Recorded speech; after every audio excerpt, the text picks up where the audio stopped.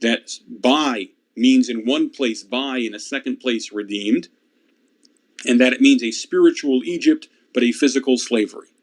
So that in one verse, they switch back and forth from actuality to allegory, and they switch the meaning of a word from one place to another. I don't think either one of those verses proves what it was suggested that it proves. Go ahead, Ron.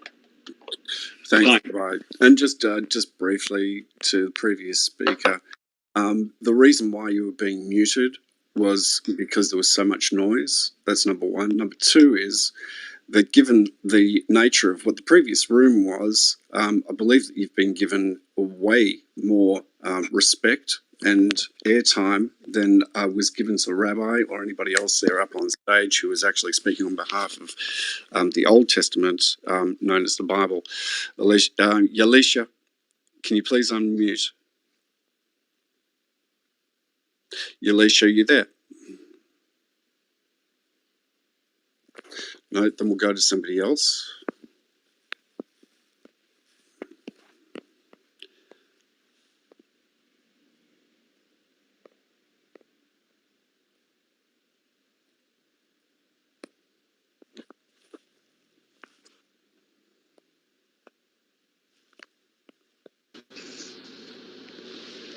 You guys are cowards. You guys make your own room because of this. You guys are cowards. Are you here to ask any questions, or there you go? Made this room for the purpose of having some dialogue, not here to be able to take abuse. If you're interested in having some decent dialogue and to have some answers to questions that you might have, then that's being welcomed. But to be able to come up on stage and to be able to be abusive and to be disrespectful is not appropriate and be removed down to the audience if that's the case. Joshua, welcome to the stage. Yes, sir. Thank you for having me. Do you have any questions for the rabbi?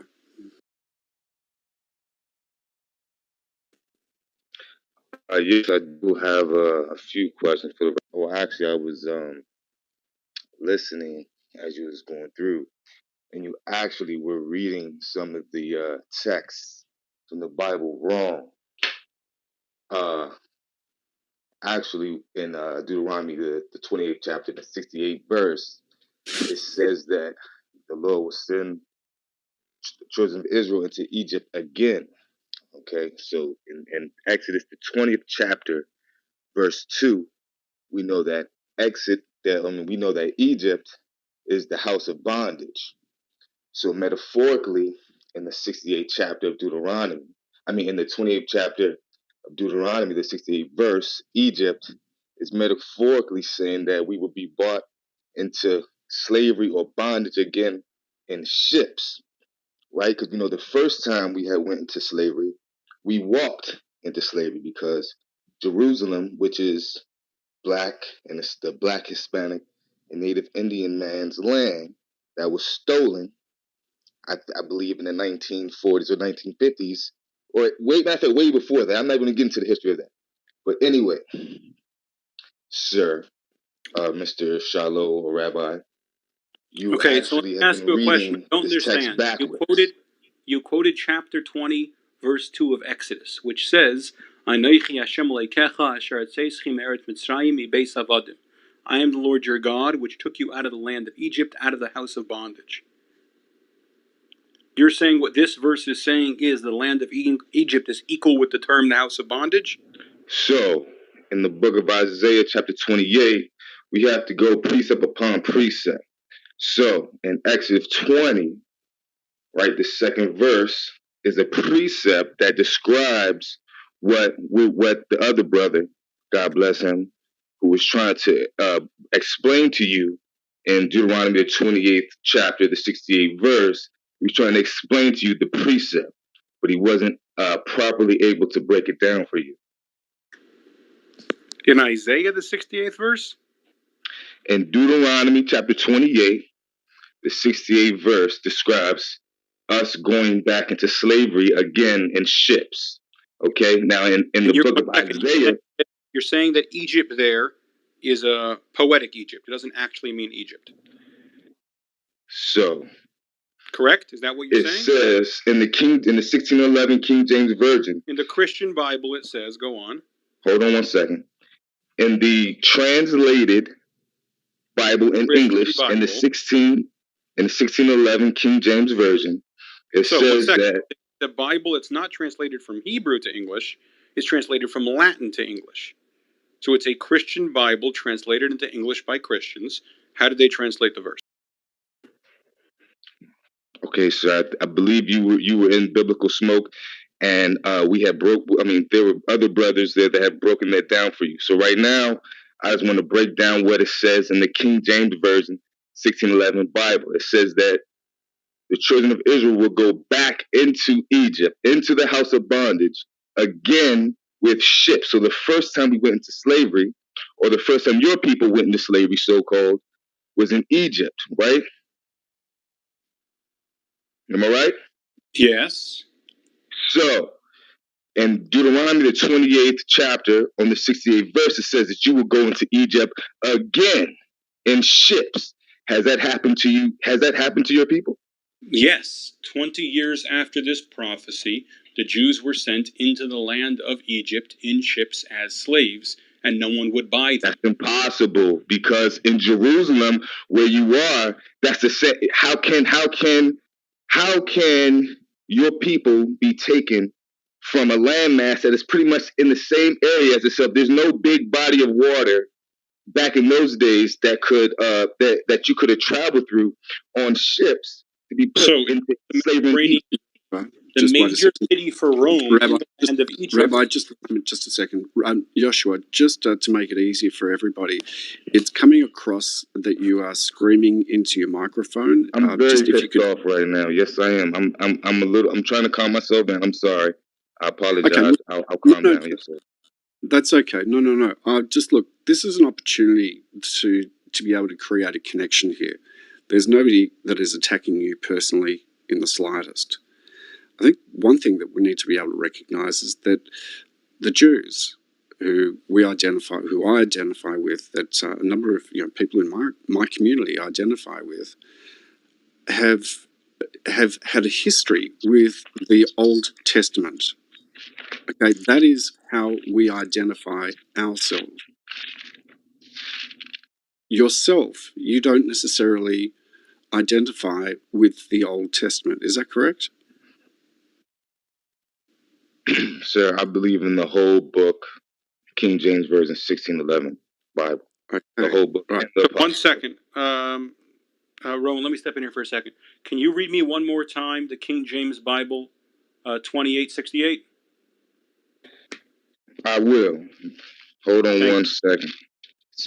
This is the book of Deuteronomy, chapter 28 and verse 68. It says, "And the Lord shall bring thee into Egypt again with ships, by the way whereof I spake unto thee. Thou shalt see it no more again." So, I'm going to stop right there. One second. That's half the line. Can you read the rest of the line, please? Okay, excuse me, sir. I'm trying to give context to it, but I'll start from the beginning and I'll read it from the beginning again, and then give me a chance to explain it to you. Excellent. I will read the whole verse. Yes, sir. Yes, sir. Deuteronomy chapter 28, Deuteronomy chapter 28. Okay, verse 68. Okay, you messing me up. And the Lord shall bring thee into Egypt again with ships, by the way whereof I spake unto thee. Thou shalt see it no more again. And there ye shall be sold unto your enemies for bondmen and bondwomen, and no man shall buy you. So, it says that the Lord will bring us into Egypt again through ships, and that the land that we were taken from, we will never see it again no more. So you said that you, 20 years after the prophecy... Hold on 1 second. What do you mean the land that we saw we'll never see again? It doesn't mention land. That's the importance, sir, of having the King James, the 1611 King James Version Bible with the Old Testament, the New Testament, and the Apocrypha in it. because that So is the Christian explanation says that this is what it means. Sir, I'm reading from the book of Deuteronomy. I'm not going to the New Testament, sir. Let me read the verse one more time from the King James Bible. And the Lord shall bring thee into Egypt again with ships. Correct? Yes, sir. By the way whereof I spake unto thee, thou shalt not see it no more again, and there ye shall be sold unto your enemies for bondsmen and bondswomen, and no man shall buy you. Correct? Okay, let me finish now. Correct? So, 1 second, yes, did I read it yes. correctly? Hold on, sir. So Excuse me, it sir. didn't mention land at any time. Hold on, sir. Excuse me, sir. So, since your people was put into Egypt again, 20 years after this prophecy that you told me, in ships, right? And the Bible says that you will not see your land no more again that you came from. Why are you people still in the land of Israel right now today? Where does it say this? Where are you getting this land quote from? You just okay. So in order for your people to have been taken out of their land, or to be put into slavery, you had to be taken from somewhere, right? Correct. So where were your people taken from? Akko and Haifa and Yaffo. Okay. Cities Now, are the Jewish people still there? Where all these places that you just claimed, are they still there in the land today? They are once again there, yes. So, not Akko. how is that possible? How is that possible? The Bible says that you will not see that land no more again. How is that possible? And you guys are back in it. Where does the Bible say that? It just says it in verse 6. Excuse me. It just says it in verse 68, sir. What it says is, and the Lord shall bring thee into Egypt again with ships. So you should go with ships into Egypt, which happened to the Jews, but at no point in history happened to Central Africans. By the way whereof I spake unto thee, thou shalt see it no more again. It doesn't say the land you won't see again. The way I sent you, you won't see again. And there you shall be sold unto your enemies for bondmen and bondswomen, and no man shall buy you. I don't know of any point in human history during the African slave trade in which there was not a market for African slaves. I don't know of a single point in human history during the African slave trade where they were being sold to their enemies as bondsmen and bondswomen, and no man shall buy you. I'm not exactly sure, other than the concept of the transatlantic slave trade, okay, sir. what would make, excuse me for 1 second, I don't know what would make Americans or English people or Dutch people or Spanish people the enemies of the Central Africans, as opposed to the Egyptians, who were the historic enemies of the Jews. So if it's actually talking about Egypt, this line, ye shall be sold unto your enemies, makes a lot of sense. If it's talking about what happened 20 years later, when the Romans sent Jews on the bottom of ships to Alexandria in Egypt to be sold as slaves, and there were so many slaves being sent over that the market was saturated and there was no market for slaves anymore, then I totally understand this line. But if that's not what it's talking about, if it's talking about a transatlantic slave trade, so Egypt is allegory, but ships is real, and slaves is real, that you shall be sold unto your enemies being people who don't like you, not real enemies, just people at that point will become your enemies because you're sold into slavery for them, and no man shall buy you means, I don't know. So your friend earlier tried to translate it as redeem, which is clearly not what the King James Bible says. So if you can get this line to somehow fit into the story of the transatlantic slave trade, I'm happy to hear it. But it does not follow that story.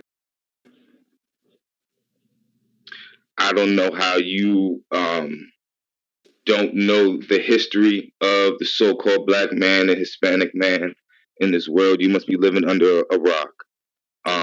Your people, Joshua, for one. Yes.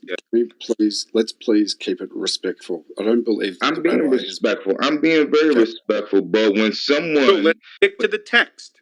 Show me in. Hold on 1 second. Hold on 1 second, sir. You didn't even give me a chance to even explain what I was saying. But when someone is sitting here taking my history that was told to me from the prophets, given from them to the Most High, that opened my eyes to see the truth, and you're sitting up here telling me that I'm a liar, and that during the transatlantic slave trade, our people were taken from the coast of West Africa because we had been scattered throughout throughout the four corners of the earth. Okay, right now I can't give the complete history on that. You know what I'm saying? But right now, biblically, you can't prove to me right now that your people were ever taken and put into slavery on ships ever and sold ever. It's in the Bible. You can't even prove to me historically, in historical fact, on the Bible. I can prove to you in the Bible. I just proved it in the Bible, and I just gave you one historical fact that our people was taken from a land, okay, and sold, and we have not been back to that land since. We're still held captive here in America, okay. So can you prove to me, okay, that you are the true biblical Jews of the Bible that the Bible says? So, again, I'm not sure how you proved it. The line that you have in the Christian Bible that you're quoting says, you running from it, man. You running from that, man. And the Lord shall bring thee into Egypt again with ships. So, by the way, if you're being sold into America, why is it again? And if it means the house of slavery and not just Egypt, why is Egypt the only word of allegory in this verse? Why is the rest of the verse not written allegorically?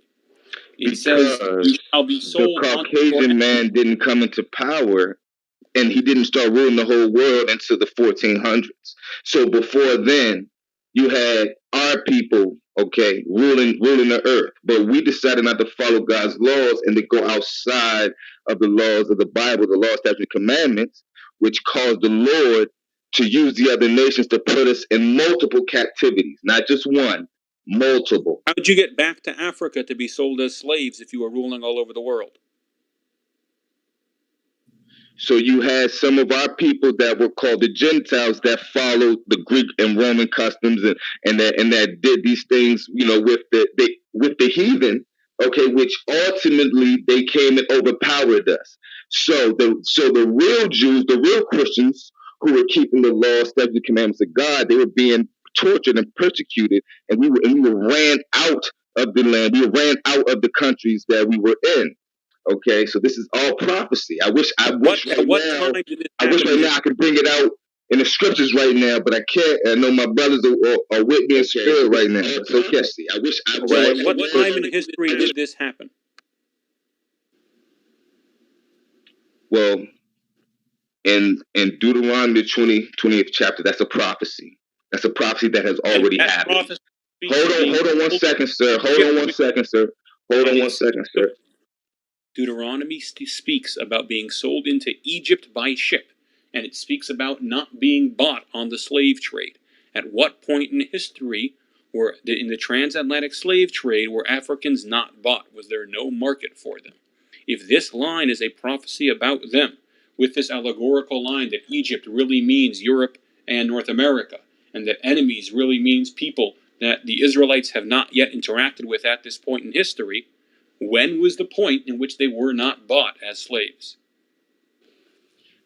We are still here in America, led captive. We have not gone back to Jerusalem. We have not gone back to the land that we were once at before we came into America, man. What are you talking about? What that has to do with anything. I asked you a very specific question.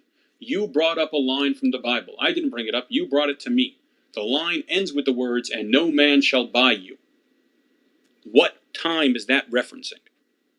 Yes, it's referencing. It's a metaphor of saying no man shall redeem you. No one shall come and save us and put us back into our own land. So it's a metaphor of a completely different meaning. So Egypt's a story. No man shall buy you is a metaphor, but the rest of it is as it's interpreted. No, sir. I've already told you. You've already been proven wrong as to who you are and to who I am. I'm a son of God. I don't understand. I don't know who you are, sir. Verse 2. Egypt is an allegory for house of slavery. Egypt does not mean the country of Egypt. No man shall buy you doesn't mean the words used in the King James Bible. No man shall buy you. It really means no one shall redeem and save you. And you shall be sold to your enemies means literally anybody. Correct? Exactly. Well, in that case, there's nothing I can say to counter your claims. Yeah, because you're not the real Jews. That prophecy right there has nothing to do with you, sir. Of course not. Egypt Okay, so why are you claiming to be an Israelite, sir? people who you've never met before. No man shall buy you obviously means no man shall redeem you and save you. It's obvious the entire verse was written as a poem, and none of it has its actual meaning. I 100% understand your point of view now, and I thank you for coming on stage. Tariska, go ahead. Tariska seems to be coming in and out, so we'll go to Azrael. Yeah, I still have a question real quick. You keep saying Central Africa. Where did we come from, Central Africa? Why you keep saying Central Africa? I don't understand. Where were people taken from for the transatlantic slave trade? West Africa, bro. Oh, so I apologize. Switch every time central to west. I thought central meant top to bottom, not east to west. If I misspoke, I apologize. Switch every time I said central to west, with my apologies.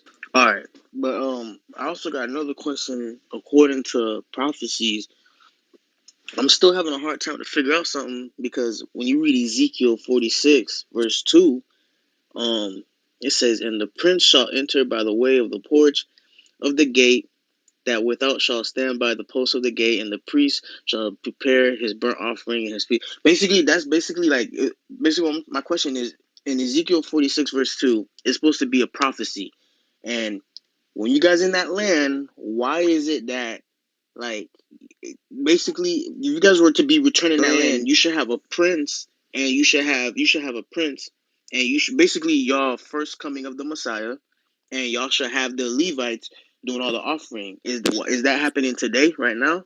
So, first of all, in the Jewish faith, there has never been a concept of a first and second coming of the Messiah. There's only one coming of the Messiah. The only place where the concept of a second coming is mentioned is in the Christian faith. And no, the Messiah has not come yet. The prince has not entered through the gate and offered his sacrifice. So y'all not supposed to be in the land then, according to this text. Correct. They do not dwell securely in the land right now. And there are many Jewish figures who felt it was wrong to establish a kingdom there. These were mass debates that were being had.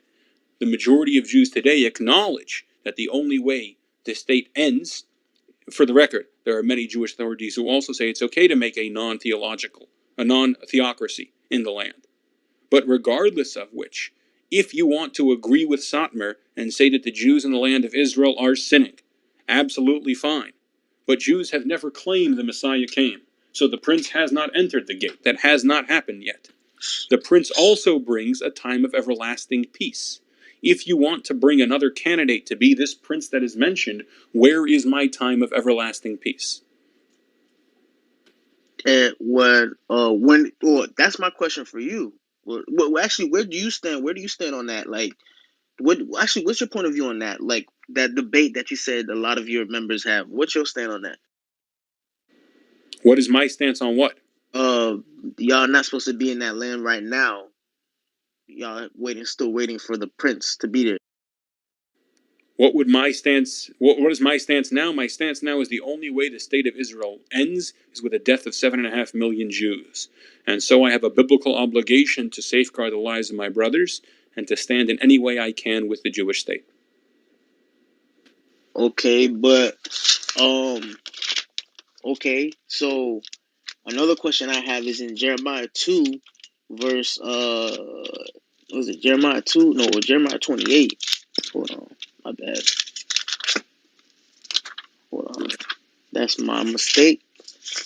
No problem. Go ahead.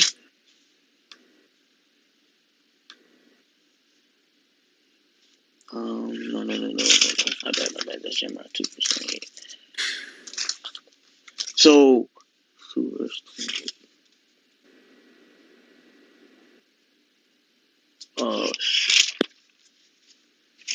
So when you read Ezekiel, if you read Ezekiel 46 verse 2, what does that mean then? Okay, Ezekiel 46:2. Uvay hanasi derech ulam hasar bechutz ve'amud al mezuzos hashar ve'asu hakehanim es. Oh wait, that's the one I just gave you. That's my bad. Hold on. El mipson hashar ve'yotze hashar leyizgar ad erev the prince shall enter by way of the vestibule of the gates without. He shall stand at the doorposts of the gates, and the priest shall offer his burnt offering and his peace offering, and he shall prostrate himself at the threshold of the gate and go out, but the gate shall not be closed until the evening.